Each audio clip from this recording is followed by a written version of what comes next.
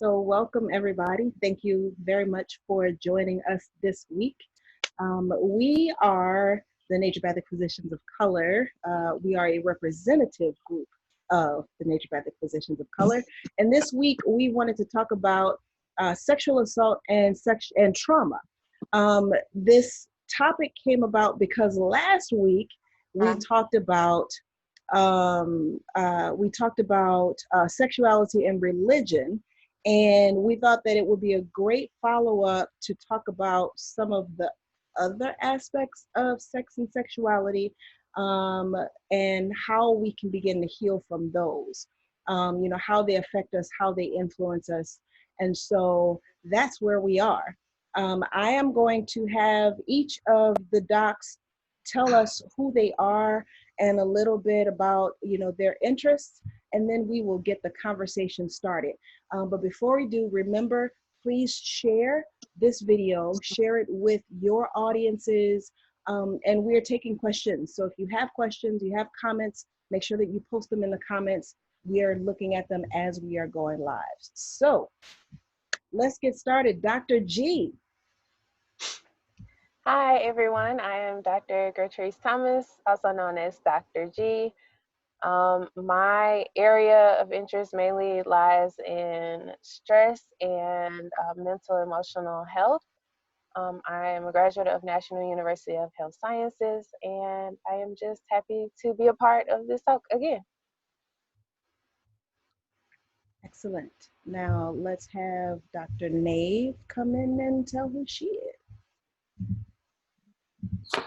All right.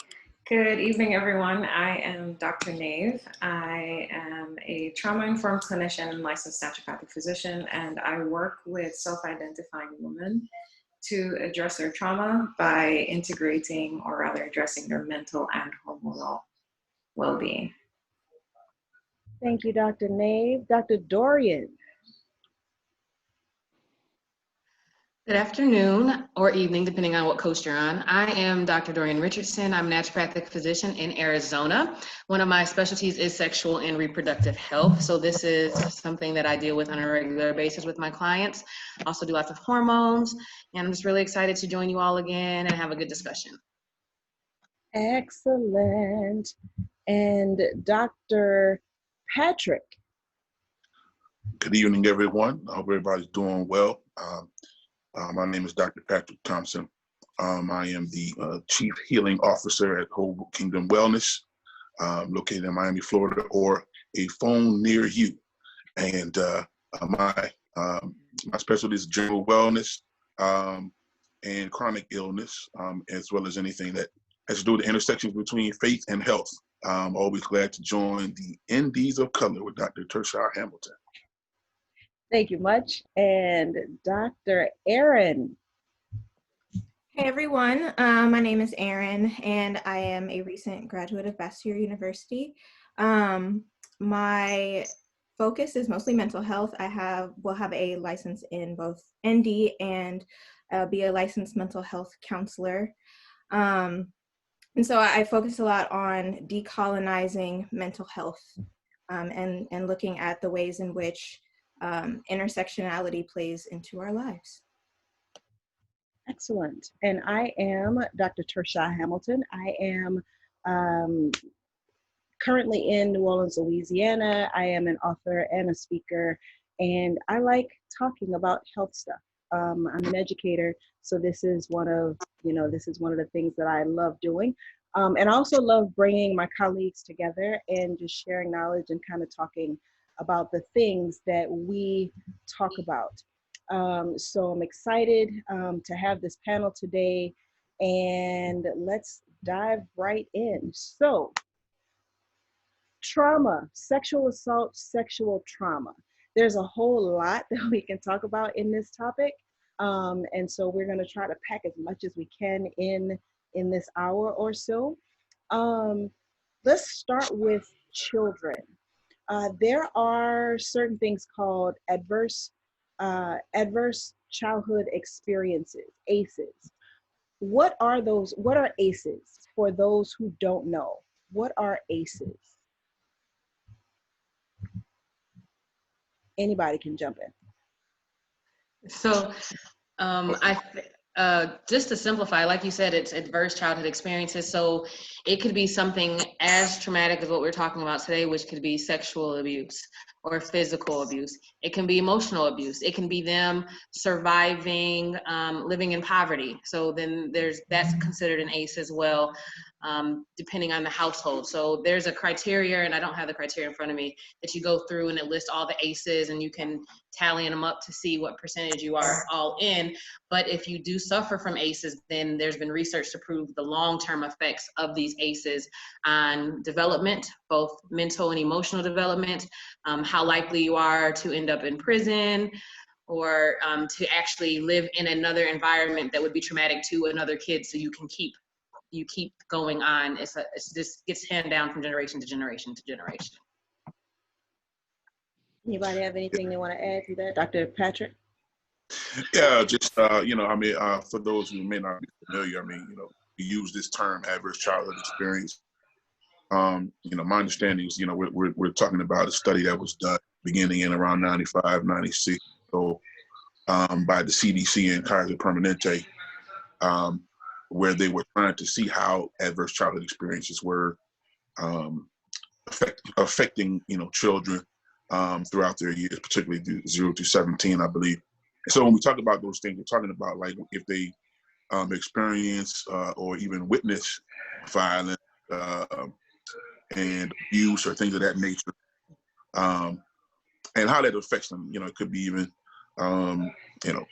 death, around, death of a family member, violence in the streets, what have you, and how that may affect a child in their health and otherwise. Mm-hmm.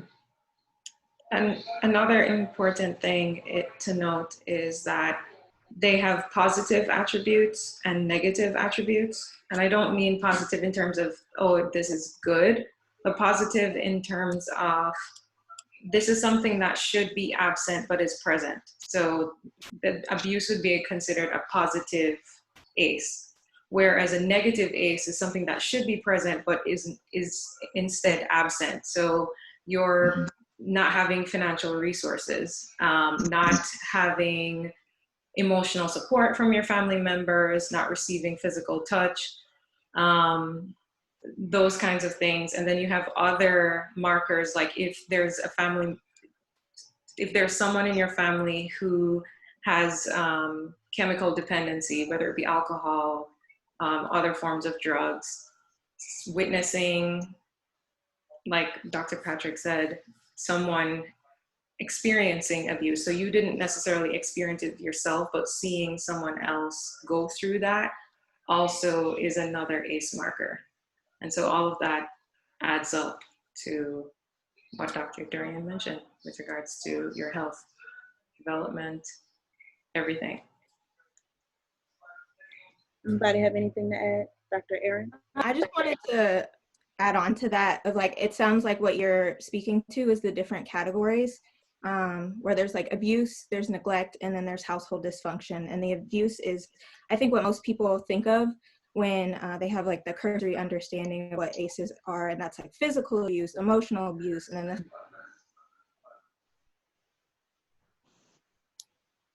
I think she just cut out. Froze a little bit. Yep. All right. So when she unfreezes, we will we'll have her continue. So it sounds like from what you all have described that a lot of people, you know what, we're not even talk about the past. Let's talk about the present. With all the chemical dependency. Oh, okay, there you go. Dr. Erin? Dr. Erin? All right. So it sounds like a lot of children right now are experiencing ACEs, adverse childhood experiences. Yeah. With all that's going on. Let's start at the beginning of 2020. Schools closing down, being quarantined at the house, everybody, parents having to learn how to juggle school, students have to learn how to juggle school, teachers have to learn And now everybody's spending extra time with each other that they never spent with each other before. Nobody can go outside. And then people are getting sick. People are going to the hospital and not coming out. And then you have people getting police. What's that? People getting killed by police. Exactly. I was saying, then you have all of that happening, and you can literally see people getting killed during these videos that goes viral, right? You can see them, and they go on and on and on, and it's not just one; it's one after the other, and then it's the talk about it. So, what are your thoughts on how this is affecting children right now?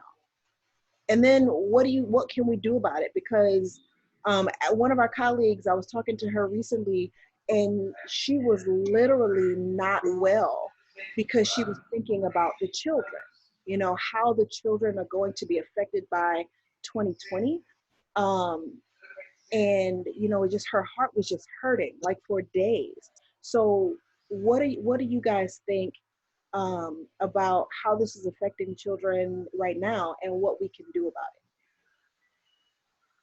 So I definitely think it's impacting children greatly. As a mother, I see how it's affecting the ones in my house. So I know that it's impacting them. I will say that even if you have an ACE and there's research to show that it does mess with development and future outcomes, you can't overcome these ACEs too, right? So just because our children are going through this traumatic event or have experienced ACEs, whether it's just COVID or they were already in an ACE environment prior to COVID, there's still hope. So this isn't like, oh my goodness, this is the end. There's still hope for the children. It's just a matter of the support that they get from the others in their lives. So if this is one of the times where you kind of just have to be patient with the children. You have to allow them a safe place to express how they're feeling. Don't tell them what they're feeling isn't real, because to them, their feelings are real. It's not just, oh, I don't get to see my friends for a couple of months. Like, this is their whole life turned upside down, and they haven't developed the emotional capacity to really understand that and move past that. So I think as parents and as people who are involved in children's lives, I think support and just comfort and listening right now is the biggest thing we can do. And kind of helped adapt them, because it's been hard on adults to be quarantined for the last few months. And our mental development has way surpassed these children. So just imagine how hard it is for them, and they don't have the capacity to understand it. So we're going through, but we can kind of understand why we're going through, but the children don't understand.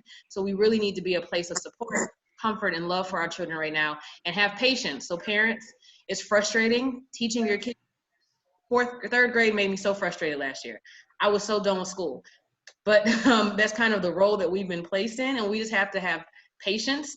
And if you need to take a moment away, take that moment away. Give you and your child some space, and then come back and try again. But we just have to be real supportive, I think. In my opinion, that's the biggest thing we can do right now with everything going on. Yeah, I mean, go ahead. I think, I'm sorry. Yeah, so when I think about this, we think about all those things that Dr. Dorian mentioned that the children are dealing with. I mean, the research has definitely shown us that we can expect to see some mental diagnoses. We can expect to see some physical health manifestations. I mean, anxiety, insomnia, social development delays. I mean, things of that nature that could be possible issues. And definitely that, there needs to be a support, from a emotional standpoint, psychological standpoint. But I definitely want to add that, one thing, particularly as naturopathic physicians, that we need to make sure that there's also the proper nutrition that can help battle some of these things. From my understanding, too much stress, can lead to deficiencies in various, minerals and vitamins. For instance, particular, I think about magnesium. Studies have shown that stress in the ways that we're seeing right now for adults and children leads to depletion of magnesium in our bodies. And that has a whole other host of issues. So for instance, making sure that during these times that this is, for example, making sure that the children have the right amount of magnesium. along with the support that Dr. Dorian mentioned. And just overall nutritional health can, I think, help to ameliorate these issues. Dr. Nave? Leaning into the discomfort is what I would say. What does that mean? So society at large conditions us to run away from, to numb, to ignore and distract ourselves from our pain. And a part of the patient's aspect that Dr. Dorian mentioned is cultivating not only for your child or with your child, because you're not cultivating it for them, but also cultivating it within yourself to recognize how you are doing, how you are feeling, what you're experiencing, and practicing that with your child or children or those you have been placed as guardian for or over. That is an important aspect of that resilience factor that we as humans have. So just because we're experiencing these events doesn't automatically mean that it will be traumatic for us, because trauma is an immediate response to an event. It's not the event itself, it's more about the body's response to it. And by cultivating that mindfulness, it can help to increase the resiliency in your children as well as yourself, so that when we come out on the other side, we don't have as much of the deleterious effects that could happen. And even if something does become traumatic, your child then has the tools and you have the tools to move past that, to heal from that. Does that make sense? Yes. Yeah. Yes. I just wanted to, I guess, piggyback off of what Dr. Dorian was saying about, the kids and their feelings, remembering that children are just smaller humans. And so whatever their experience is their experience, and no two children are alike. And so you may have several children in your household that are all experiencing the same thing, but they are not all having the same outcome or reaction to it. So not disqualifying what they're feeling, and not forcing them to feel something that they are not feeling, or forcing them to receive, I guess, your thought processes of how they should be feeling about the situations. And it's just important, just like we talk about taking care of ourselves, doing those mental health checks for ourselves, and really self-care for ourselves. We want to make sure that we're helping children walk through that as well, because they might not know how to do it. They don't have as many resources as we have as adults. So as we are learning what to do for ourselves, helping our children to walk through that as well. A lot of places do have therapists that are doing telemedicine calls. So making sure that, children have access to those resources as well, because they may be small, but children do have a life of their own and they do go through things. So children need therapists too. If you are alive, you need a therapist. That includes children. So Thank you. One of the things that that I was reminded of, and it wasn't necessarily about this in particular, but it sort of relates. I saw a friend of mine and her son for the first time since the quarantine stuff began. I saw them like a week or so ago. He just turned 1 in January. Prior to that, I was spending a lot of time with them. So he knew me. He'll see me, he'll run to me and, hug me, jump in my arms, all these things. Well, when I saw him recently, he shunned away from me. And I'd be like, come on. And he'd walk away from me. And it didn't bother me too much, a little bit. But, that's just my feelings. But what I remembered was I was gone for 4 months. For somebody who's less than a year and a half old, that is a huge chunk of their lives. So parents, adults, all of us, remember that if you have a child going through this, or a child who's going through this, Think about how much of their life has been impacted by this. It's been 6 months. It's been 6 whole months. And for some children, that is a significant chunk of their lives, right? That's one thing.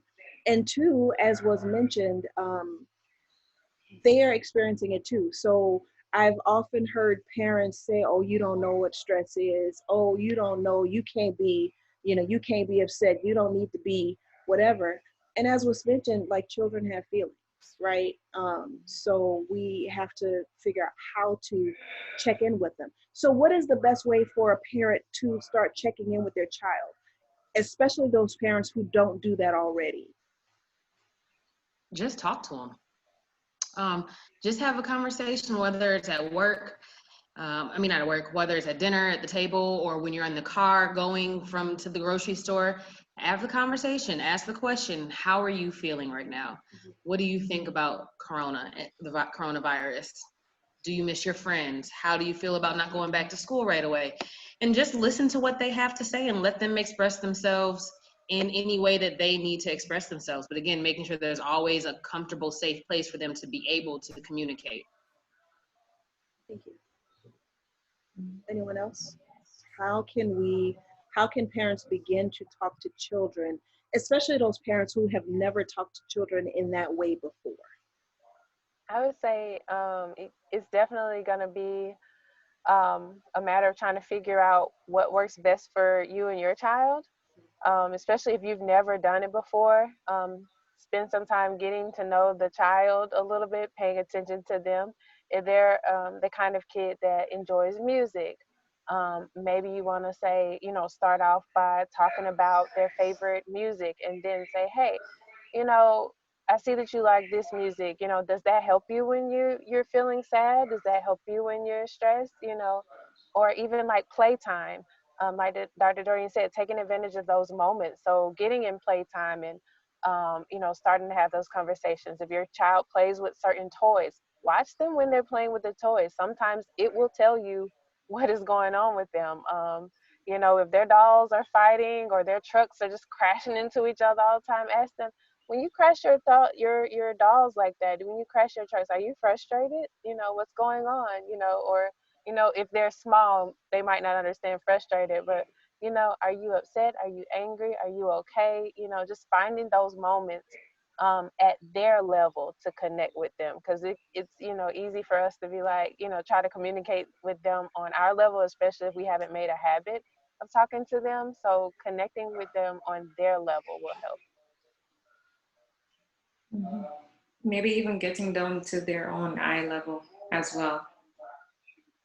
So then because most of us are bigger than children until they get taller than us.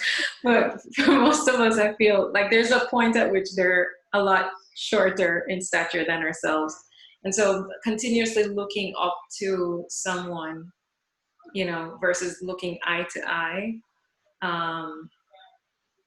it creates this level of safety that's possible.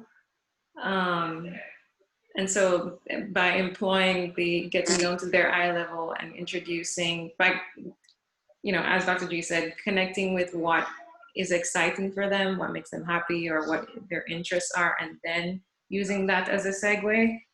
I find that that's how children's brains kind of work. I mean, granted, it depends on where they are developmentally, like what age bracket they're in. That being said, they don't have the language that we have, and so they speak, or rather communicate with their actions. If you watch how they play, like Dr. G said, it will give you insights into what is going on internally with them.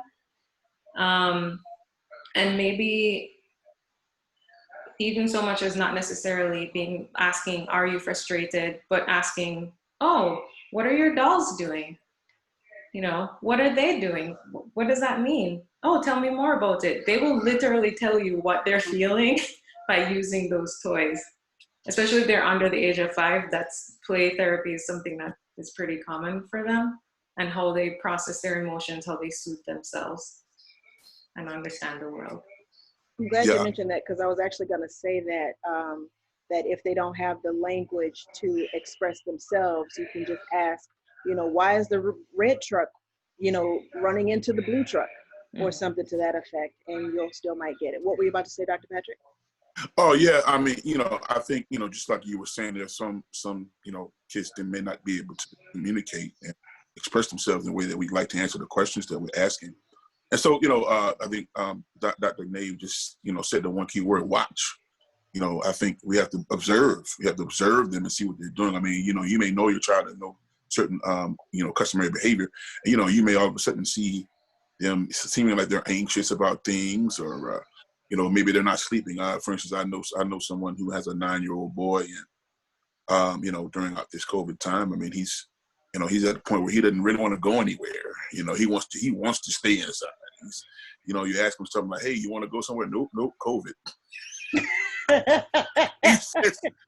he says these things, and he's also, I mean, a lot of kids, they want to stay up late, but this kid stand up till 5 or 6 in the morning, because he can't sleep, what I mean?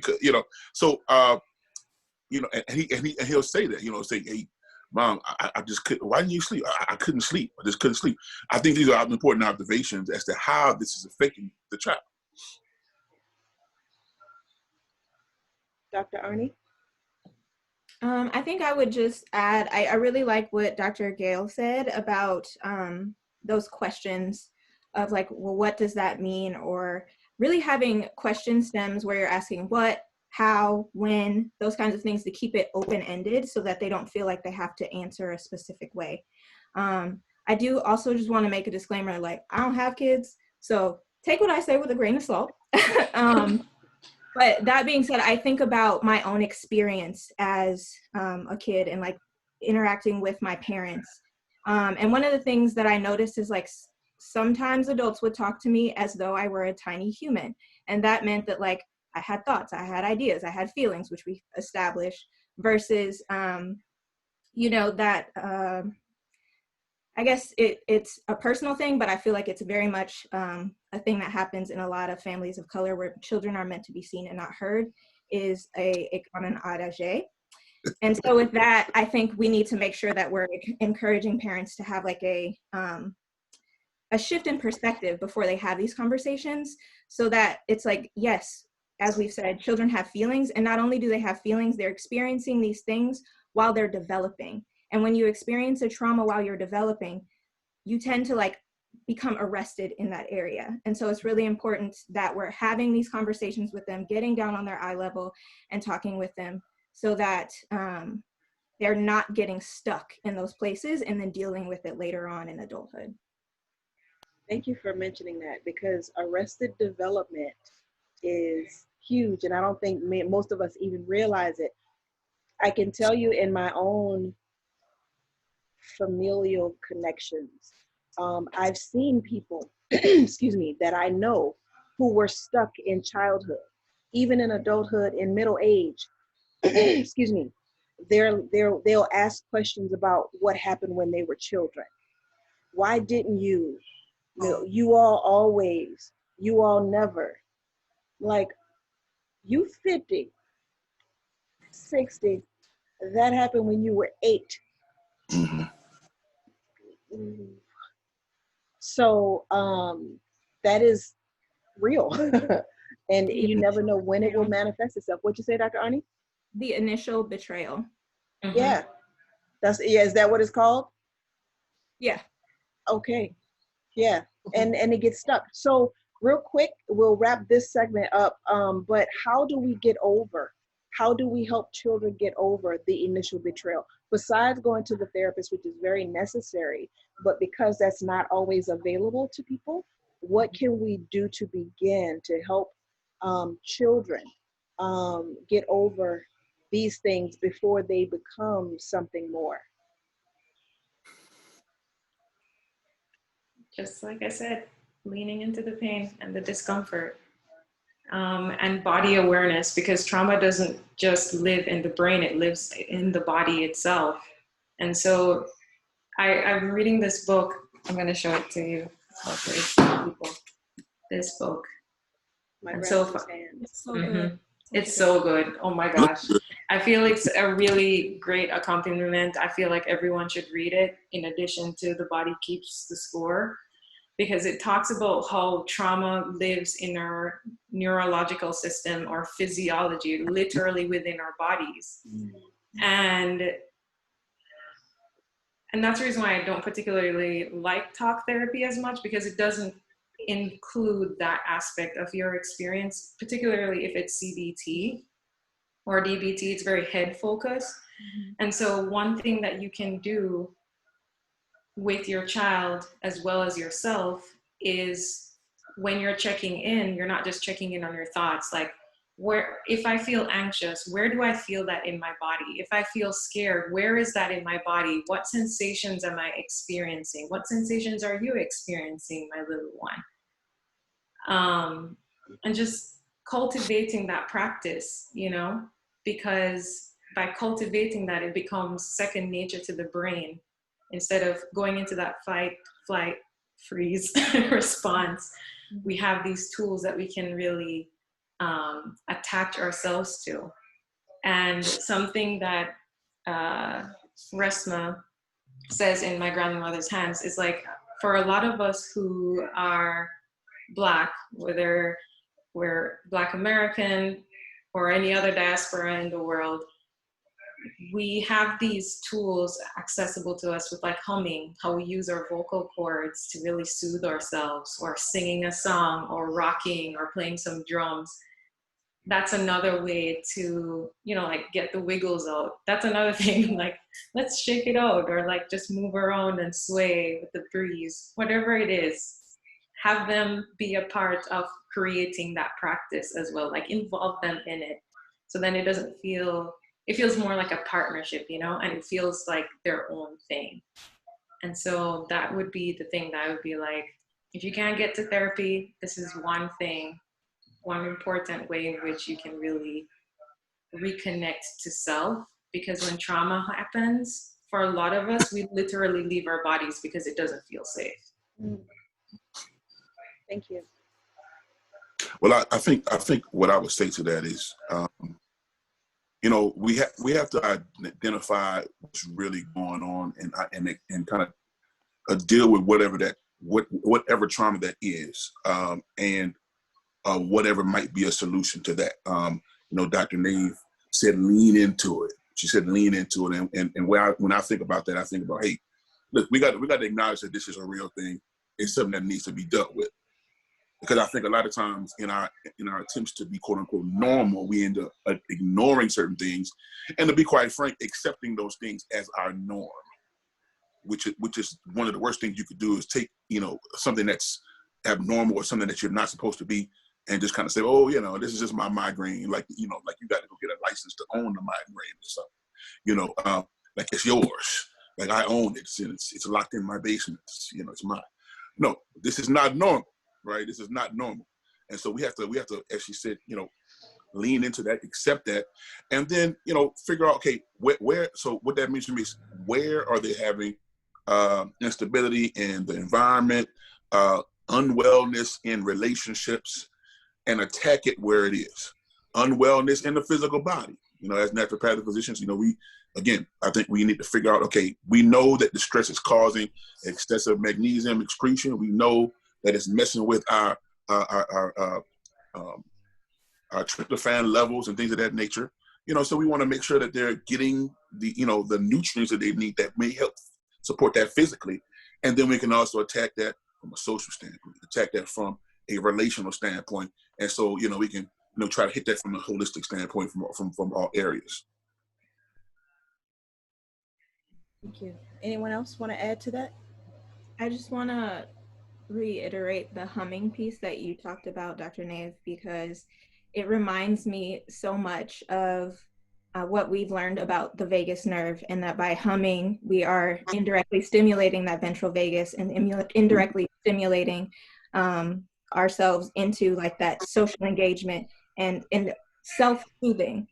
And so I think one more thing that parents can do is modeling.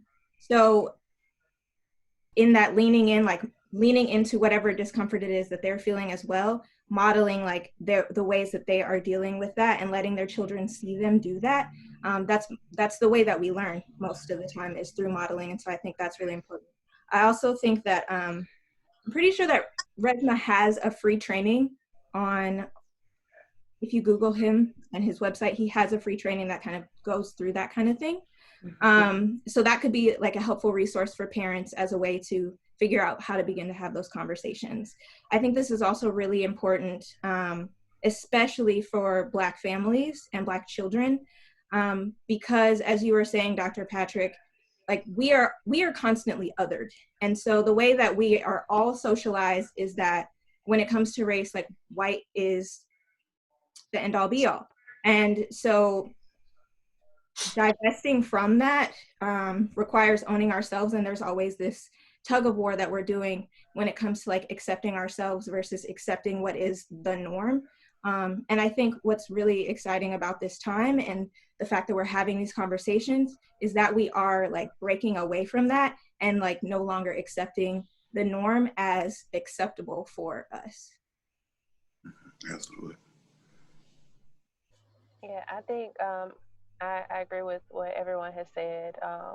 And I guess piggybacking on what Dr. Nave said, paying attention to your children and just realizing that, because I know there was a meme going around at one point where people were saying how kids haven't complained about their stomachs hurting since school has been out. But realizing that them having stomach pain could be a symptom of the stress that they're experiencing in school. And so paying attention to those small little cues where, you know, your baby's saying, "Mommy, my belly hurts. Mommy, my head hurts. Mommy, I feel funny," you know, not even really being able to explain what's happening, and realizing that they might not just be trying to get out of going to bed. They might not be trying to get out of doing the chores, but maybe they're actually experiencing a trigger that needs addressing, and just creating that safe space for them, letting them have when you give them the floor, let them have the floor, because it can be very enticing to jump in and say, because, you know, again, you know, as we've said before, like, you know, it's one of those things where, you know, children are to be seen and not heard. So it's like you want to jump in and tell them how they feel, but give them the floor when it's their time to talk. Allow them to say what they need to say, because just like we know with most people, they feel better once they can get it out. Children are the same way, like allowing them to be able to share their story without judgment or without interruption will also help. May not just be gas, right? May not be just... And even if it's gas, it could be related to anxiety. Right. Because the gut-brain connection is real. Release, right? Release, whatever it is. Yes. All right. Any last thoughts on that particular piece? All right. So those of you who are joining us, make sure that you share the video one. And if you have comments, if you have questions, please do post them and we will answer them as we go along. So let's shift gears a little bit to another hot topic right now. This has more to do with the intersection of sexual abuse, young adulthood, entanglement, that whole piece. Let's talk entanglements. So, as you all may know, there has been a thing going on with Will Smith, Jada Pinkett Smith, and August, I don't even know this young man, August Alsina. So long story short, there was an entanglement. There was a relationship between Jada Pinkett Smith and August when she was separated from Will Smith. And it became a big thing. She and Will went to the Red Table to talk about it, which is her Facebook show thing. And it's been a really hot topic for the last week or two. So I did want to bring it up because I've read a lot of responses about this. some responses talking about, you know, they're both adults, so they do what adults do. Some responses saying that, you know, she's in her 40s or 50s, or she was in her 40s, you know, she was preying on the young man. He was in it, you know, like 22 at the time or something to that effect, when they first got involved or when they first met or whatever it was. That you know, she shouldn't have been messing with him because she was still married, even though she and her husband were separated. Like, it was a whole thing. So without getting into the meat of the relationship itself, let's talk, what is sexual abuse? What is sexual trauma? What is it? What is your take, doctors, on this whole situation without necessarily getting into the whole specifics of their situation? Ooh, you know, I'm opinionated. I know. I'm opinionated. That's why I like you being on here. That's why I love it. And I have some opinions. So I'll try not to speak on some of my opinions. But what I will say is, even after watching the Red Table Talk and hearing her side of the story and hearing his side of the story, I will say one thing was very clear to me about all of this. There is a double standard in how we address sexual abuse and sexual trauma. When it happens to women, young girls, there is an outcry, there is an uproar. There's a whole Me Too movement, which I'm not against, which I support. However, we have men who are experiencing some of these same situations, and they are not getting the same response. For them, unfortunately, there's that stigma, like they're a man. You know, I've heard people in regard to this situation where he's supposed to know his place. Now that made him a real man. Why did he get, you know, why was he a baby, and why is he telling, and why is he, you know, and not knowing whatever his personal reasons were for coming out at this time. At the end of the day, there was a young man who was broken, who had some emotional issues. There was a mother-like figure who he went to for help. Initially, he was just there to get mental health help, to deal with all the things he was going through, the death of his family members. He all of a sudden had 3 kids, I think 3 or 4 kids he had to take care of. He was just in a very broken and unstable place. And the person who was supposed to be there to help him through this had an entanglement with him. And that is the problem, because for a lot of young men, there's women who emotionally are supposed to be supporting them and then move it to the next step and take advantage of him. Yes, he was an adult. I still think it was wrong. And unfortunately, this happens very regularly to people who aren't adults as well. I personally know many men between the ages of 10 and 13 that lost their virginity to people in their 20s and 30s. And that is not okay. And they never really can talk about it because they don't feel like they have a place to talk about it. Because if they say something, they're less of a man for expressing that they didn't like what happened to them. Or if they say something and a woman was their abuser, if they say something, people are going to be like, you must be gay because you don't like it. Like, if they're expected to like and accept the abuse and there's nothing that happened to me, that's wrong. And so, without, you know, I have a lot of opinions about the actual entanglement, but just to say, I do feel like there are things that need to be addressed about being equal and how we talk about some of the sexual trauma and abuse that is happening in our communities, and especially in the communities of color and the African American community. We're really good at keeping it quiet and not talking about it and sweeping it under a rug. And over the time, it's just been passed down from generation. These bad habits, this abuse is going from generation to generation to generation, and it is detrimental to and address it and lean into that pain and really start making some changes. It reminds me that I was talking recently to a man who lived in one of the neighborhoods in New Orleans. He grew up there. He's almost 60. And we were having a conversation, and he was telling me how when he was a young guy, you know, early teens, preteens, something in that area, he was groomed, right, with older women, like you were talking about, Dr. Dorian.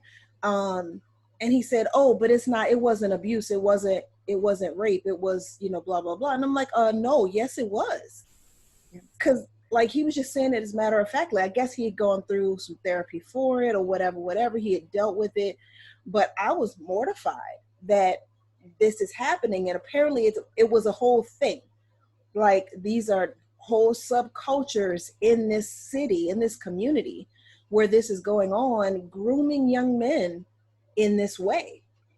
And these grown-ass women were participating in grooming these men. And so it definitely happens so much more than any of us probably know because of things like that. What were you about to say, Dr. Thompson? Yeah, so let me preface this by saying, part of me doesn't even want to talk about this until they arrest Breonna Taylor's killers. One more time for that. Say it for people back. But so I had to say that. I don't think they heard you, Dr. Thompson. I think you have to say it again. I don't really necessarily want to. Part of me doesn't want to focus on this until they arrest Breonna Taylor's killers. Yeah. I ain't say murder, killers. Okay. Amen. But since we live, I got to say something about it. So yes, they're both adults. But I think and I applaud Dr. Dorian for recognizing that men too can be victims of these things. And I think that there are two factors here that overarch the adulthood thing. And those two factors are power and vulnerability. Power and vulnerability make these things, make that interaction illicit. Anybody who uses their power and the vulnerability of another person to manipulate them emotionally, psychologically, or sexually are predators. Period. Now, and that goes beyond, regardless of gender, whether it's male happening to a female going to a male. That's a predatory thing. And I think the reality is that no one should be a victim of that. Nobody should be able to use their power and against the vulnerability of a person to manipulate them in those ways. And the reality is that it goes beyond sex. It goes into class and race, because there are many of us who are being manipulated psychologically, emotionally, and sexually by those who have privilege and power in the society. And all of it has to go. Before anybody jumps in to speak on that, it's class, more than class and race, it's also colorism. Mm-hmm. Because True. The person that I was speaking to, now y'all know New Orleans, like the food, liquor, parties, but we also have a big chasm in colorism, right? Between having people who are Poisson Blanc and Creole and then the rest of us. But this was a community within, like Dr. Patrick can know what I'm talking about. This was part of the Seven Ward community, so the Seven Ward neighborhood. So, so it was a part of like being in one of those communities. I guess I don't know what it was all about, but I just wanted to mention that. Who else wanted to speak on that? I definitely wanted to say that I agree with both Dr. Thompson and Dr. Richardson.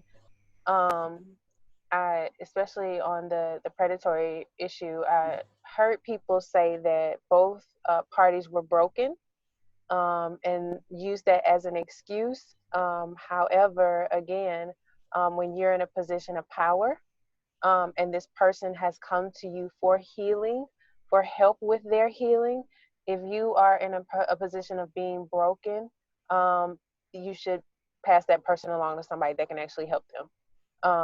Instead of using that position to gain your own healing. And I understand there's a backstory about, being, having a savior complex and all of that thing. But at the same time, this person not only dealing with mental health issues, but physical health issues, and I think addiction at the time.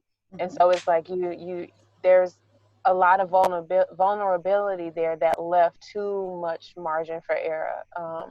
And so I agree with them, and again, agreeing with the fact that there is a difference in how we deal with things. as Dr. Dorian was saying, there was a rap artist who recently came out saying that they allowed or aided in their son and nephew being a part of or having oral sex performed on them or some other type of sexual act performed on them. And they said it on a live video, and there was an outcry from the male communities that said that it was okay because now they were being made men.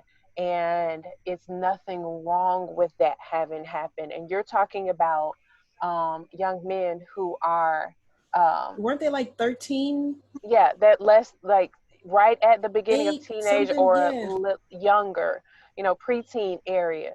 And again, speaking to what Dr. Dorian said, it has become normalized. Yeah. And just because it's made normal does not mean that it is correct, and that does not mean it is okay. And the thing is, again, if it were the other way around, we would have a completely different outcry. And I think, I'm not saying minimize the outcry on one end, I'm saying let's up the outcry on the other end. Let's Amen. make that thing the same. Yep, I completely agree with all of what has been said so far.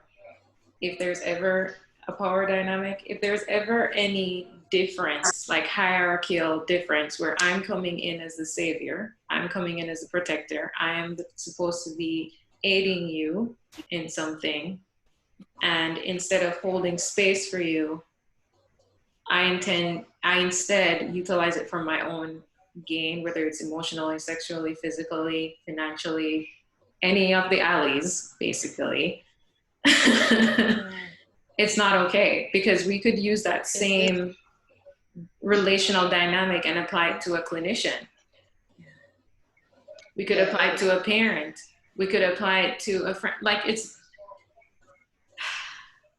I'm also very opinionated, so cool, Majid.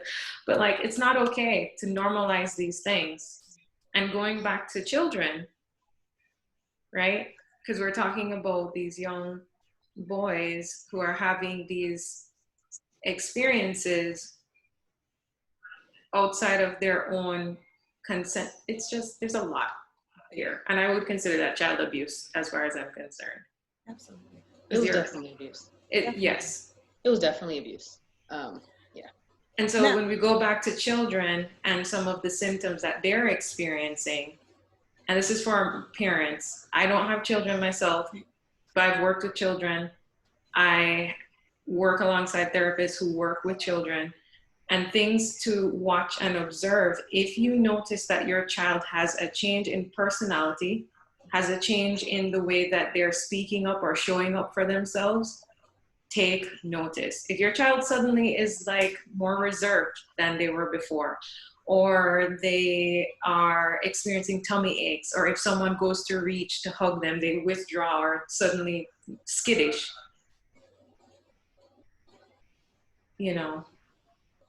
if you have the space to notice that,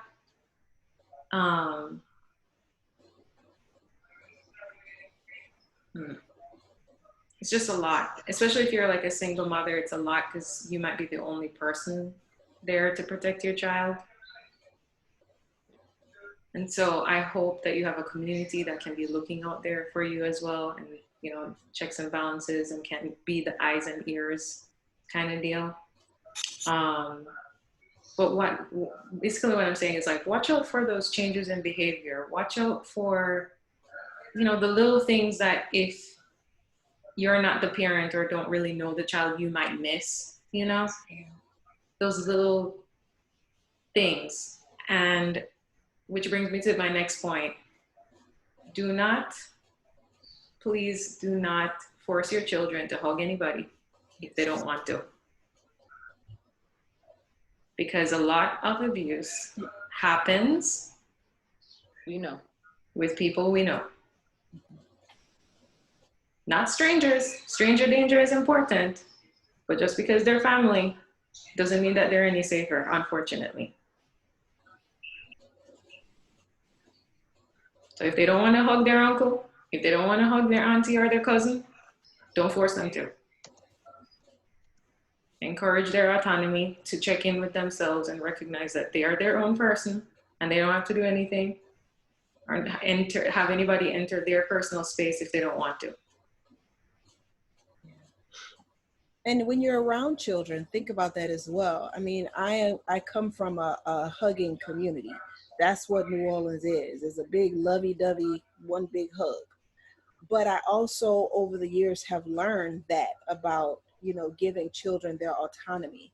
So if I go up to a child and I say, hey, and I reach out my arms and they walk away, okay, I'm not going to force you. I might talk about you in front of your face or to your mama. That's why I can't stand kids now. That's all right. That's all right. You're going to want my candy. You're going to, you know, whatever. I'll make it a joke, but I'm not going to force myself because I can see that dynamic. And so as adults, we have to keep those things in mind that, you know, children, they could just be moody. Children are, or they could have an experience. And so because we don't know what it is, it really doesn't matter. If they say no, give them that. They might warm up to you later, but give them their space. Quick question. I'm hoping that one of you guys can answer this. I recently heard, because I did not know this, that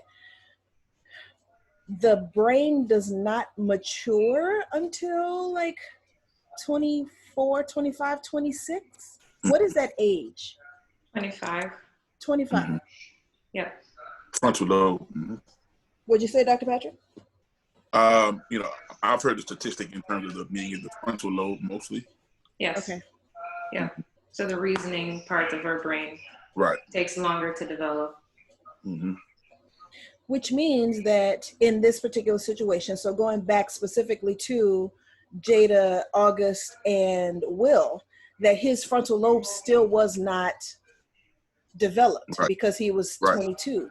And because he was, you know, in traumatic experiences and a drug addiction, there's a lot going on there. All right. So yeah, so you end up dealing with people, you know, that do things that really don't make any sense, right? So, you know, when you see somebody that age or even younger, and you ask, you ever ask somebody, you've seen them do something that you're like, what in the world was they thinking? What were they doing? Right? You ask them, well, why'd you do that? And they say, I don't know. The reality is they don't. Yeah.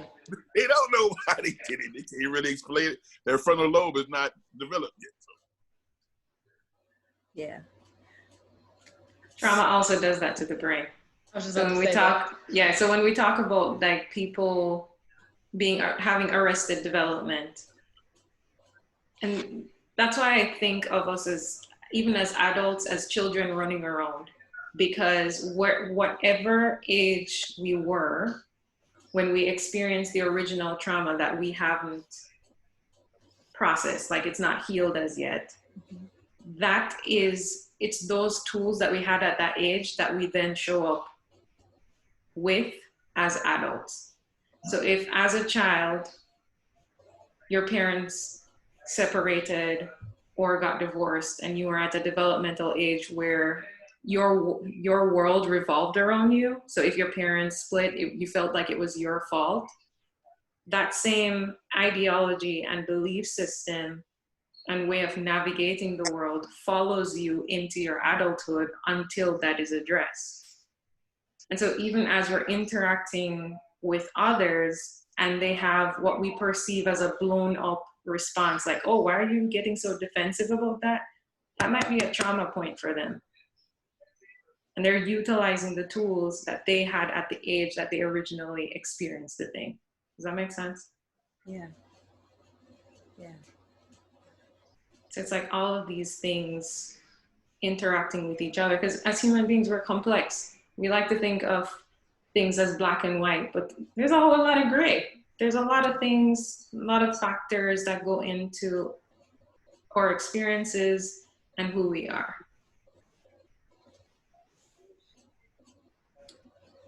So going back to hugging, question was asked, how do we condition elders to react positively when children don't want to hug them? Yeah, you said reconditioning elders in one sentence. Oh my God. No, not recondition, not recondition, just condition, not recondition, just condition. Because I'm talking about the elders, sometimes when they say stuff, I just hands up, okay. Because, you can't teach an old dog new tricks. But we might be those elders. Like, it's also us, because it could be elders to the children. Oh, okay. So not necessarily just our elders. I thought you meant like our grandma. It was in quotation marks. So, but like I am the age that for some of my friends are grandparents. So okay. Technically. Yeah. I think the thing is just this conversation, starting to have these conversations and explain things so that they can understand. And honestly, even though I joke and say, you can't teach the old people because, they're stubborn. They are, but they also were victims. They're stubborn, but they also lived through it. They know somebody just like we do. And so if we give them the reasoning behind it, for a majority of them, they'll understand and they won't take it personal, because it just has to get to a point where a person knows it's not personal against you. It's just, this is the way it is. And then as parents, even if they don't understand, you just need to be okay with your decision.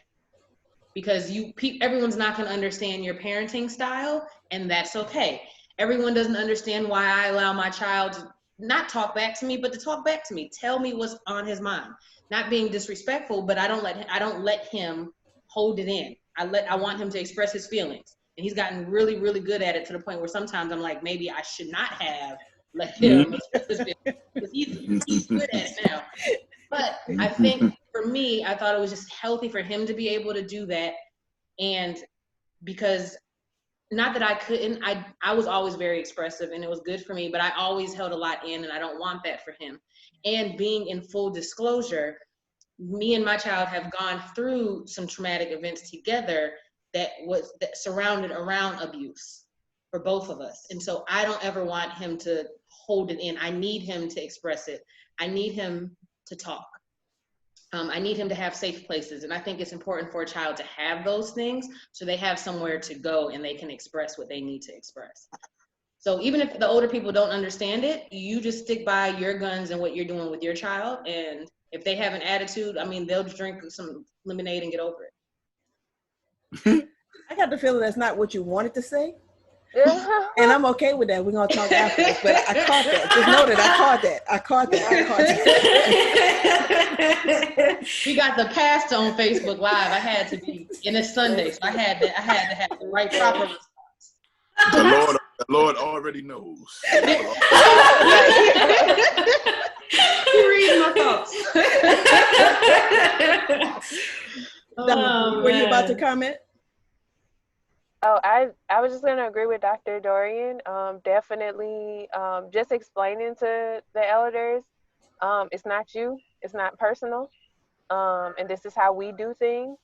Sometimes if you have the space or opportunity to let them know beforehand, like, hey, this is how we do things, it'll help. But if you're in the heat of the moment and it happens, again, just being confident in your decision to say, hey, this is how we do things. I understand that you came up in a different time, but this is how we do things. And for my child, for their protection, for their growth, for their peace, because they are human, this is how we do things. And being set in that, like Dr. Dorian said, being confident in your decision and sticking to it. Yeah, because we're trying to heal our own selves and the future. Yeah. We can't keep doing things the same way because we're traumatizing each other, wounded people running around wounding other people. Yeah. And so I would encourage you, if you're starting that new path or you're already on that new path, that what you're doing is important, not just for you and your child, but for the generations that come after. Thank you. Dr. Erin, did you have a comment? I just wanted to add that I really think that piece about being confident in your own decision to advocate for you and your child is really important, specifically because I think the question was framed as though like it's all on the parent and the child to like create that boundary. And while that's true, it's also on the elders to respect it. And so to the piece about like not being able to teach old dog new tricks, people have to be willing. There needs to be that willingness there for them to like want to understand, and hopefully like being in the child's life and wanting to be a part of the child's life is enough to create that space for them to want to understand and want to like learn new ways of how we can respect each other and not continue the harm that was perpetrated against us in the past. I mean, I think it's very important to in communicating this thing is to try to help the elders or whoever that may be to understand what effect the way we've been doing things as a community has had on us, and to point out to them and to point out to us, hey, you've seen this happen in your family, you've seen this brother, this sister be mad at each other for decades, you've seen dysfunction in our communities. And so we've been talking about how can we make our communities better. It's not just about us against people who want to keep us enslaved. It's not all about that. But some of it's our own enslavement in our own minds. Yeah. That we have to do it the way we've always done it. We have to do it. We have to raise this kid exactly the way that we were raised. And just like we don't have to. Listen, we don't have to keep eating chitlins. Just like we don't have to keep eating all this stuff. I know I'm sorry if I offended you. But tell the truth. I'm not offended. I'm agreeing. Can you say it again? Okay. We don't have to keep eating chitlins. We don't have to keep eating. We don't keep eating those things. I mean, they stink, for God's sake. But we don't have to keep eating the stuff that we ate as a necessity for survival, because we can make progress in our own selves in a much more reasonable and purposeful and healthy fashion. And so what that may mean is to say, hey, look, just because you don't have to go whip the children out of principle just because they ain't been whipped in a while, just so they know who's in charge. Maybe that's my own. They called I got that. It was called GP. Right. Oh, you laughing? Okay.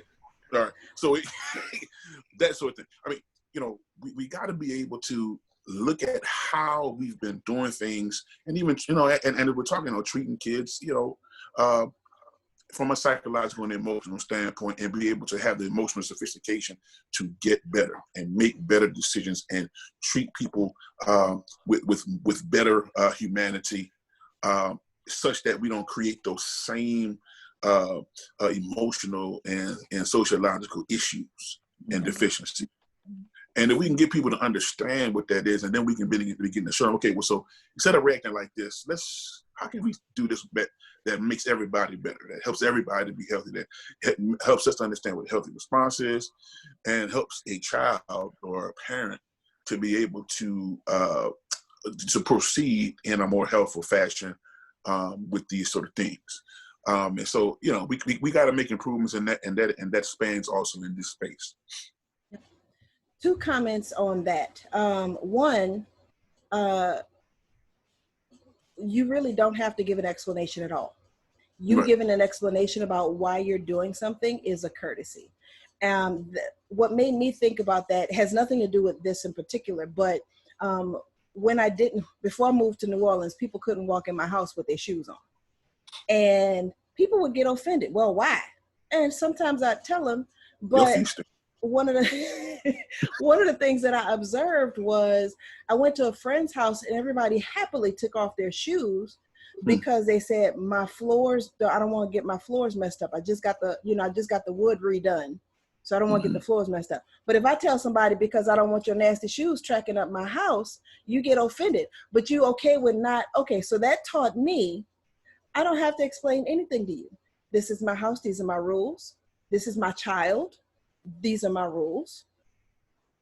Live by them or not. And again, be okay with your response. And another piece is that adults won't always get it. But remember that this is your child and everybody is figuring it out. Like, nobody who has their first child has ever had a child before.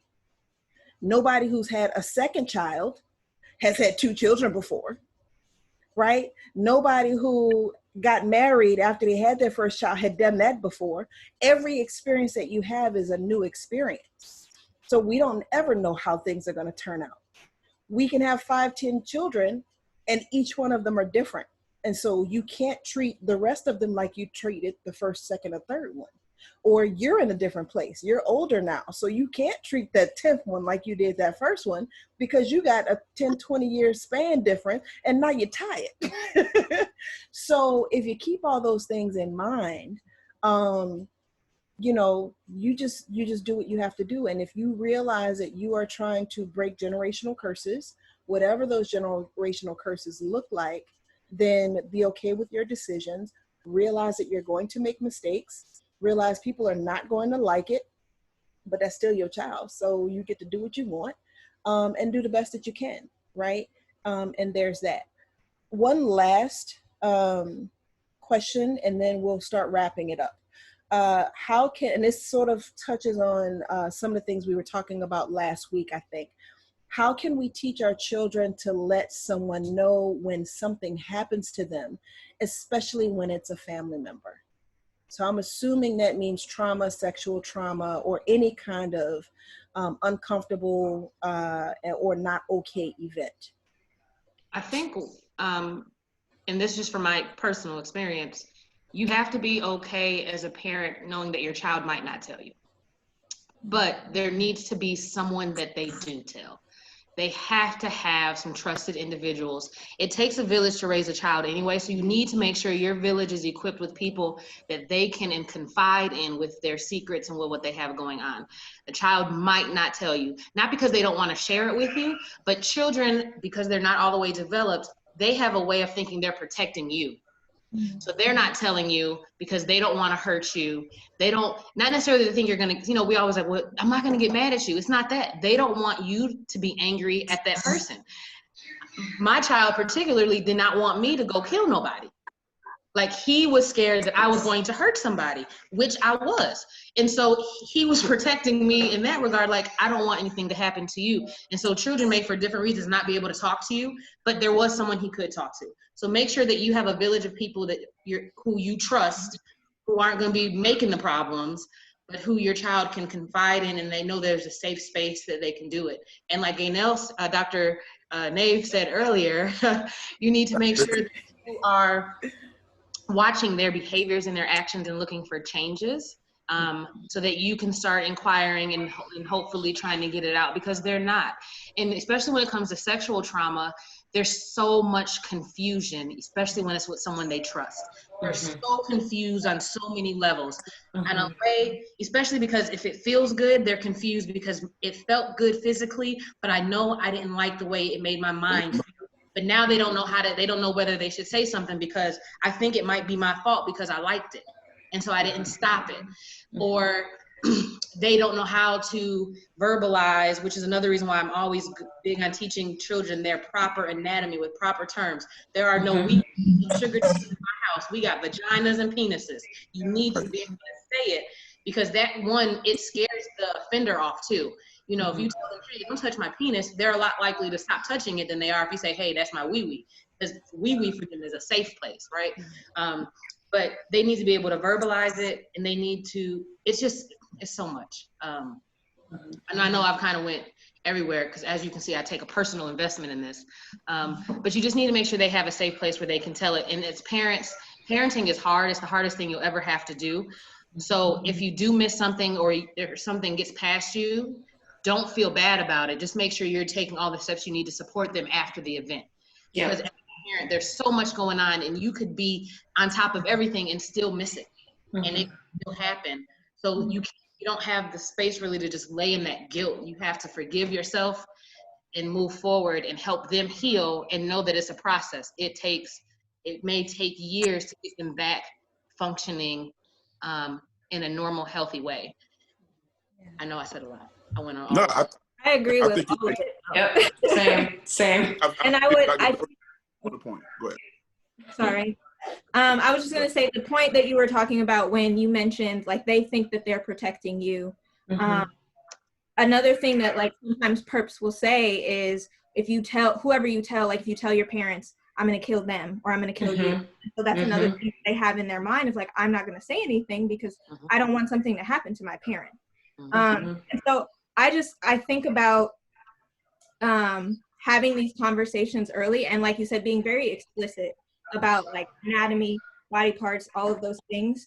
But also telling them like, I don't care what they say they're going to do to you. Like, tell me this. Like, and yes, being okay with them not telling you, but letting them know like, these are the things that are not okay. These are the places it's not okay to touch.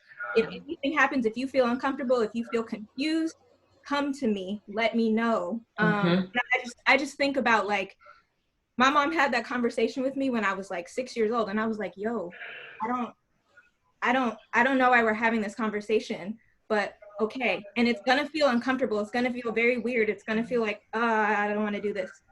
Because we don't normalize it. We don't talk about it. And I think that's why it's really important that we're having this conversation now.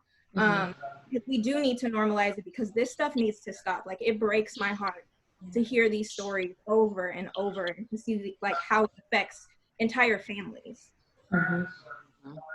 I like that you bring up that your mom had this conversation with you when you were 6, because I think I was around the same age. Like, it was such a vivid memory. I was sitting with my mother, and I remember she always referred to our body parts in terms of like anatomy. So like vagina, penis, you know, like under your arms, all of it, right? And I remember her sitting with me and saying to me, if anyone ever makes you feel uncomfortable, and I remember her stressing the anyone. She's like, if anybody makes you feel uncomfortable, come and tell me. And I remember her reiterating this at different points in my life.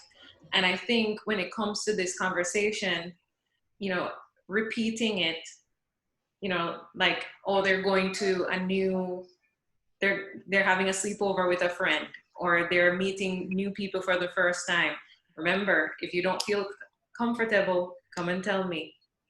I saw this article where this father, he basically gave a code word to his son. His son went to a party for the first time by himself, and he's like, text me saying that, oh, my dad really wants me to come home for something if you don't feel safe. And I won't ask you what happened. We can talk about it when you're ready. So then they can save face. And I just remember reading that and being like, wow, like seeing your parents show up in that way. That's good. Right? That's really good. So good, because like when we transition to high school, there's a lot of stuff that happens. A lot of stuff that happens. Like, I remember being in high school hearing about people using drugs and using all different types of things, doing things that you're like, okay, that feels very unsafe. It sounds unsafe to me. Is there anybody there to keep you safe? Do you feel safe with anyone? And this can be a really scary time for parents.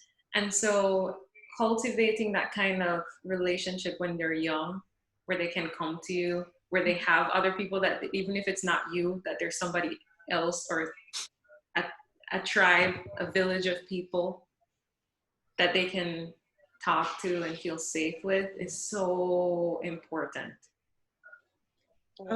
Speaking about the village, so as a child, I was never one to really ask. I can't say that I wouldn't ask questions, because I asked a lot of questions, but I was an observer first, right? I just sit and kind of watch and pay attention before I just ask all my questions. And so my mom was and is the person that, like, my cousins and my aunts, my younger aunts and uncles, some of my friends would go to ask questions. So regardless of what the questions were, sex, life, marriage, even now, like, she is sort of that person that they'll go to and she'll give them the real. But I never did that. And my mom recently told me that she was always concerned, because she would ask, like, me, my aunt and uncle, her sister and brother, who are just a little bit older than I am. She would ask us, do we have any questions? And my uncle would ask all the questions. My aunt was, I guess she was kind of timid at the time, and I would just be quiet. But so because I never asked a lot of questions, she just told me that she asked a bunch of her friends, like, I don't know what my child knows. I don't know what's going on with her because she's not asking questions. I want you all to be basically on the lookout in case she needs to talk. And I don't know that I ever did that, but I appreciate the fact that she was aware enough of me that she made sure that the village was there for me when and if I needed it. So I can say that that village piece is real and it's important. Child may never use it, but having it there in place for you and the child is going to be key. Anybody else want to add anything to that? Yeah, I'd like to, say that, we talk about being purposeful in talking to the child about this. But I think it's also important to purposefully identify those people in the village that you do trust in. So obviously I think most people would say, hey, I want my child to see me in that light. But the reality is there may be some things that they don't really want you to know, that because you mom, you dad, they don't want you to see them like that and what have you. So I think it's so also, I think it's important to not kind of let this village develop passively. But I think we need to be purposely in developing that village. And not only that, but have the purposeful conversation with the child to say, hey, look, if you don't want, I want you to tell me everything. But if you feel like you can't, here are some other people you can talk to that you can trust to tell them, identify those people for them, and also have the conversation with those persons you've identified. Say, hey, look, I'm trusting you with my child, man. I need you to, I need you to be that extension of me, and to tell me, and tell me what's happening so that I can, know what's going on if they do come to you. And I think that's important. One of the things, years ago, right before I went to medical school, one of the things I was a staff pastor at a church. And I was a youth pastor, and so I was responsible for about 300 youth at the church. And I noticed that there were some youth who I was able to develop a relationship between them and their parents. And sometimes parents would ask me to do stuff like, hey, look, can you talk to them? Matter of fact, can you just pick them up from school and talk to them, get some ice cream, and just let me know what's happening, right? And I realized that, I had become what we're saying here. I had become one of those people, and there were kids who told me stuff about them, their lives and themselves that they would never say to their parents, ever. And so I think that I think that's important for every kid and every parent to develop that level of system or village in a purposeful fashion. I think that purposefulness is key. Agreed. Yeah, I agree with that. I would also add to that, once you select the people in your village and your child knows and they know, to be mindful of your response once you know what the child is going through, because you don't want to break their confidence in the village or in their advocates. They need to know that on all sides they have an advocate. And so, I remember in high school having a situation that I was uncomfortable with, and I told a teacher that I trusted, actually my band director, I trusted him because I was scared my mama was going to do something real bad. Again, trying to protect my mama.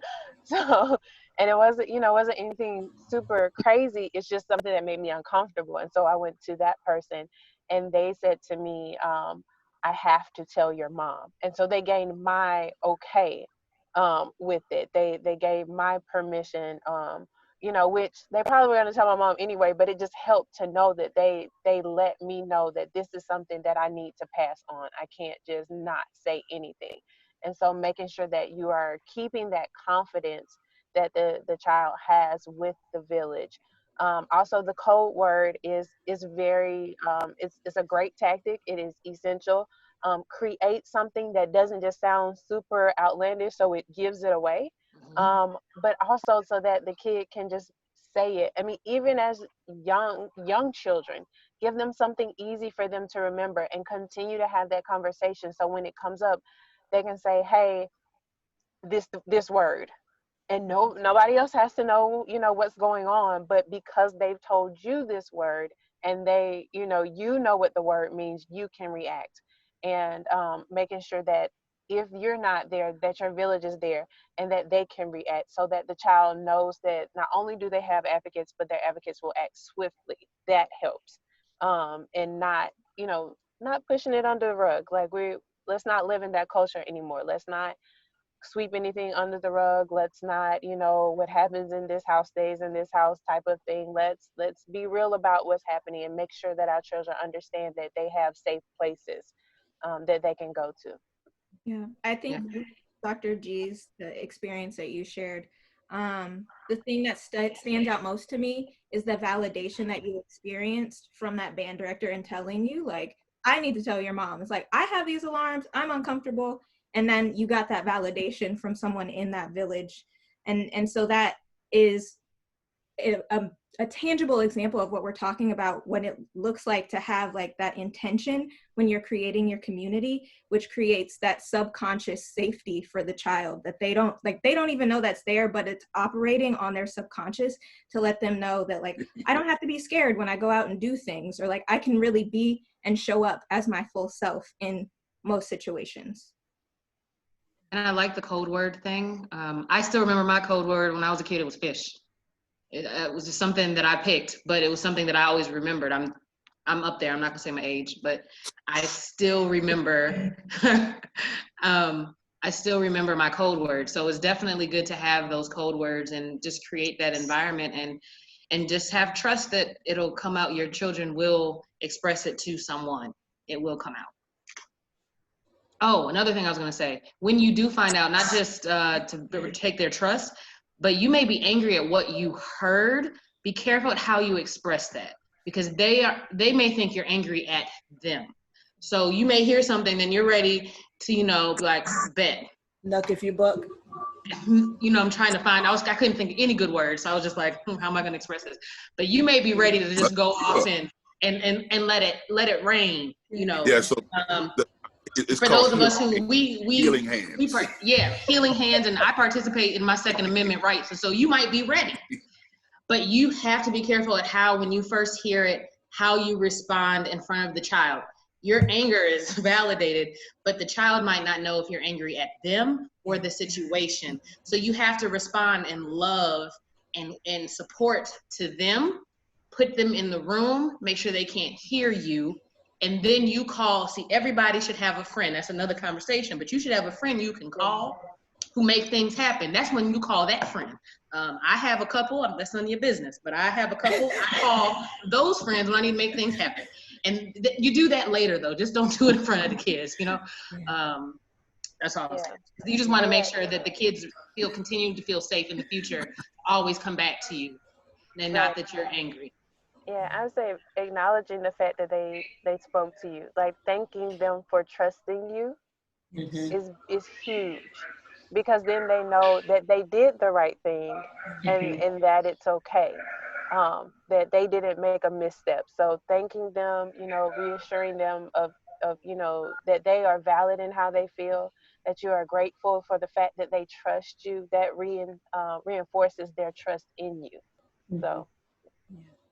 I like what you said earlier, Dr. G, in terms of that story of the band director. So I think that's so important, that if you are an adult who is a part of the village for parents, guardians, whomever they are, who are stewards of the children, that if you feel that internal, I need to sound the alarm, telling the child, informing them that, hey, you come to me in confidence, and whatever you say to me stays with me unless you're in danger, unless, something is up.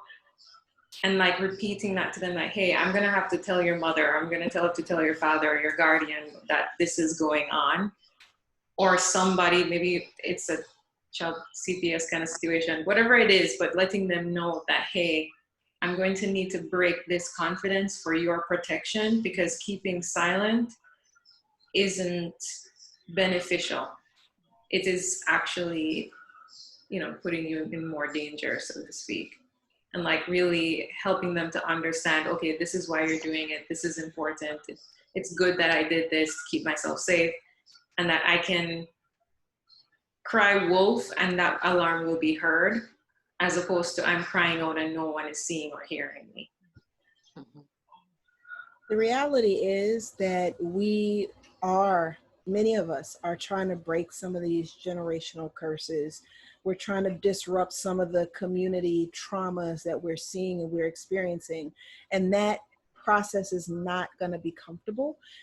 Everybody's not going to be on board with it. You may get ridiculed, you may get teased, you may get shunned, and all of that is okay. All of that is okay. Build your tribe so that you can be fortified as you're doing this, and be okay with your decisions. Again, none of us have been in these situations before. None of us have been 5 minutes from now because it hadn't happened yet, right? And so all of it is new. You do what you feel is best for you, your child, and your child's future, so that they can avoid some of the pitfalls and mistakes that we've made. Now, we're going to wrap up. Doctors, when you get an opportunity, type your contact information in the chat so that if people want to connect with you, they know how to reach you. The last thing I do want to say is I want to read this comment. Dana says, my friend is 48. When she was 9, she told her mother that the boyfriend was touching her and her mother moved away. He found them and actually killed her mother. That part, my friend deals with the loss emotionally and just got to a better resolve that she did nothing wrong in her recent years. That is heavy. The key thing that I would say is, I mean, we can't speak about his part because that's, people are gonna whatever, but getting to this is why everybody needs therapy. That's basically it. This is why all of us need therapy, because there are things that happen in all of our lives that can be pivotal to our development, negative or positive. And having a therapist on board to help us navigate that, to help us move past that is key. We need to make therapy a thing and not have a stigma around it. And I'm gonna stop at that note because we can go on probably another hour, but that's it. So I'm gonna have you all actually tell who you are and how people can get in touch with you, so that if anyone wants to follow you or talk to you or whatever, they know how to reach you. And if you have anything coming up in the next few weeks that you want people to know about, please share it at that time. Let's start with you, Dr. Dorian. I am Dr. Dorian Richardson. I am a naturopath here in Arizona, East Valley. I have a mobile clinic, so I'm all over the valley if you're in Arizona. But I also do health consultant work in telehealth, so you can reach me no matter where you are. You can find me on Facebook, Dorian Richardson ND. My website is www.dorianrichardson.com. I put it in the comments. Instagram is Dorian Richardson ND as well. I'm about to go on vacation, so I don't have anything planned in the next 2 weeks for the first time. So I'm actually breathing right now. But please follow me, keep in contact. I love hearing from you guys. So send me messages, comments, criticisms. I take them all with love. Thank you. Dr. Erin. So you can find me in Seattle, Washington. I am currently with Mend Seattle. That's MEND Seattle. And then Instagram is @HonestT. And my website is www.erinarney.com. Thank you. Dr. Patrick. Hi, so you can contact me at www.wholekingdom.org, wholekingdom.org, and on Instagram and Facebook at Whole Kingdom Wellness. I'm operating primarily out of Miami, Florida, but as I said, I am a phone near you. I'm at a phone near you. My service is concierge, so I can go talk to anybody, anywhere. And, I invite you to contact me, and I would love to help you to meet your holistic health solutions. Thank you very much, sir. And Dr. Nave. Hello again, everyone. I'm Dr. Gaynel Nave. I'm a trauma-informed clinician and Arizona licensed naturopathic doctor. I'm here in Grand Rapids, Michigan, but I work with people all over the world to reconnect to their identities by addressing their mental and hormonal health care needs. You can find me at www.drgaynelnave.com or Dr. Gaynel Nave on Instagram and on Facebook.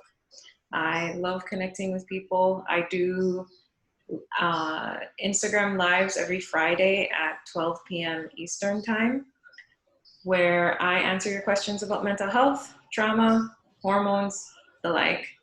And this Wednesday, I will be doing a webinar on the mind-body connection with the Institute of Natural Medicine. So if you check out their Instagram page, you can keep a lookout on that information. Thank you. And Dr. G. All right, so I'm Dr. Richardson Thomas, currently operating out of the greater metro Atlanta area. I do consulting here in Georgia, so if you have any questions, please feel free to reach out to me. I can be found on Instagram, Twitter, and Facebook at Whole You with G. I have a Facebook group, Whole You with Dr. G. My website is www.wholeyouwithdrg.com.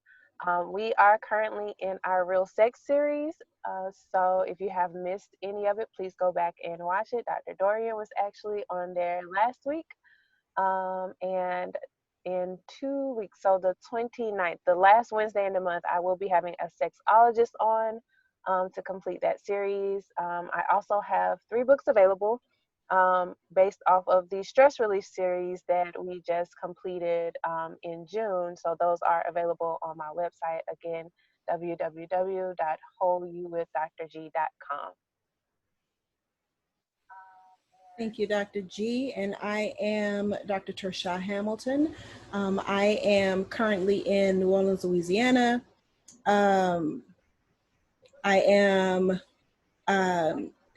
I focus mainly on hypertension, diabetes, and digestive distress, helping people to live better quality lives. I do mostly education because I feel like there's a chasm between where people are and where they're supposed to be. And so part of that is educating the community.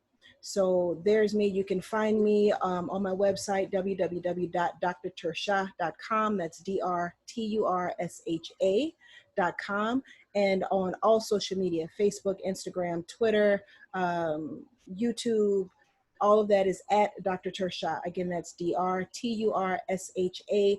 And you can make sure to find all of us on the Indies of Color Facebook page and Instagram page. So please follow us on both Indies of Color on Facebook and Instagram. Be on the lookout. There's a lot of naturopathic doctors of color doing amazing, amazing jobs with all different aspects of health. So make sure that you plug in and stay tuned next week. We'll be back. Take care and thank you very much for joining us.